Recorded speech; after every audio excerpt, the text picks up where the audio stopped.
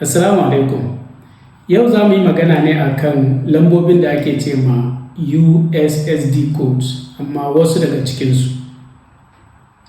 Da yawan mu sun riga sun san ko kuma yanayin yadda USSD Codes suke. Alal misali lambar da ake amfani da ita domin ka duba balance ɗinka ko kuma ka yi recharging kati.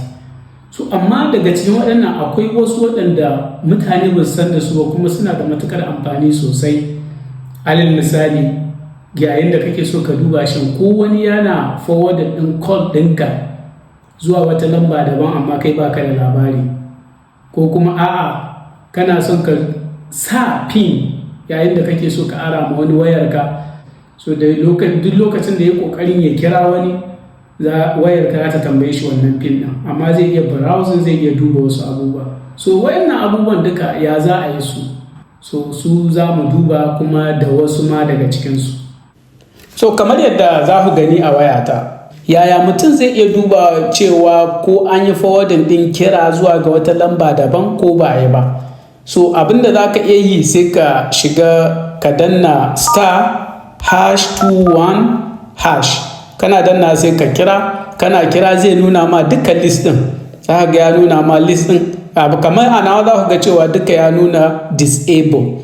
Idan an yi forwarding ɗin kira zuwa ga wata lamba daban, za ka ga ya nuna enable. So idan ka ga wannan enable ɗin ya nuna kenan ya forwarding ɗin kira.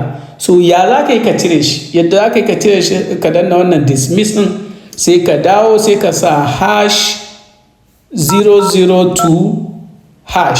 Idan ka danna wannan sai ka sake kira. Idan ka kira za ka ga zai yi deactivating duka waɗannan abubuwan, zai kashe su. Za ga ya nuna settings deactivation succeeded.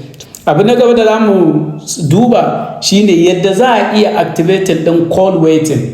Shine idan an kira ka ko kuma idan kana kira wani kiran baya shigowa. So duk lokacin da kake kira, so sai dai wani kiran ya jira in ka gama. To amma kana son yayin da kake kira wani kira, idan an kira ya shigo, ba wai zai shigo ya hana ka kiran da kake ba, amma idan ya shigo za ka rika je yana kamar di yana nuna cewa akwai wani kira na jira. So idan wayar ka bata call waiting, yadda za ka yi ka sa ta rika yi shine sai ka abin nan ka danna *43#. Da ka danna *43# sai ka abin nan ka kira ko kuma ka tura. Kana tura za ta yi activating din call waiting din. Amma wani baya son idan yana wani kiran ya rika shigowa yana jira. So idan wayarka tana yi kana son ka cire, so abin da za ka yi sai ka zo ka danna #43#. Kana danna #43# ka sake dannawa, so za ta je ta cire wannan call waiting din. To abu na gaba da za mu duba shine wani abokinka ne ce ka ara mai wayarka ko kuma abokiyarki ko dai wani daban. So amma ba ka so ya kira wata lamba ko kuma ba ka so ya yi amfani da wayarka, ko duk wanda aka ara ba wayarka ba ka so ko ba ki son ya yi amfani da wayarki ya kira wani. Yanda za ka yi wannan shine sai ka zo wayarka sai ka sa *33* sai ka rubuta pin ɗin. Alal misali kana iya ka zaɓi pin ka ce 12345 sai ka sa hash. Wannan 12345 ɗin da na sa pin ne wanda za ka iya sa. Ka sa pin ɗin da za ka iya tunawa, saboda in ka manta da wannan pin ɗin kai ma ba za ka iya kira ba kenan. So da haka dole sai mutum ya yi hankali a nan.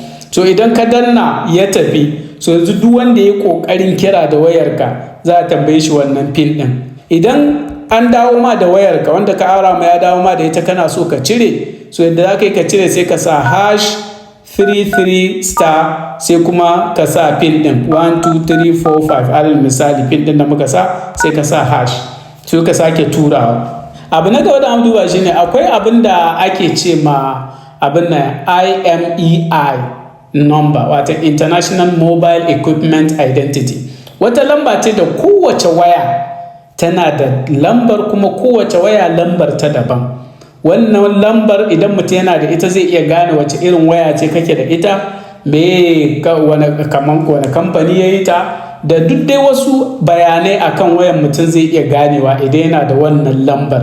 Kuma ba wata waya da za ka iya amfani da ita ka kira face sai tana da wannan lambar. So idan kana son ka duba ka ga yadda wannan lambar taka take, abinda aka yi sai ka sa star hash 06 hash sai ka tura. Kana turawa za ta nuno ma lambar, kaga kamar gana wani za ka ga cewa ta turo da lambar, so tana turowa za ka ga yaya taka lambar take.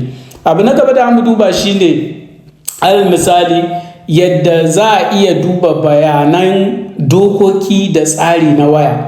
So ya za ka duba waɗannan bayanan alal misali a cikin wayarka? Yadda za ka yi shine sai ka zo ka sa star abin nan hash 07 hash, kana dannawa ka tura. So wannan bayanan za ka ga ya bude ma wani peji daban, za ka ga bayanan legal and regulatory.